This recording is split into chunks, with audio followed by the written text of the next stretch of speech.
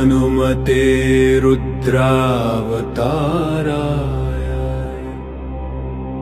सर्वशत्रुसंहरणाय सर्वरोगहराय सर्ववशीकरणाय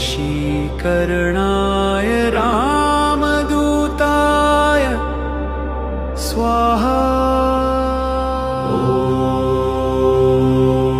ॐ हनुमते नमः। ॐ आञ्जनेयाय विद्महे वायुपुत्राय धीमहि तन्नो हनुमत् प्रचोदयात्। ॐ ऐं ह्रीं हनुमते श्रीरामदूताय नमः। ॐ श्री संकटमोचनाय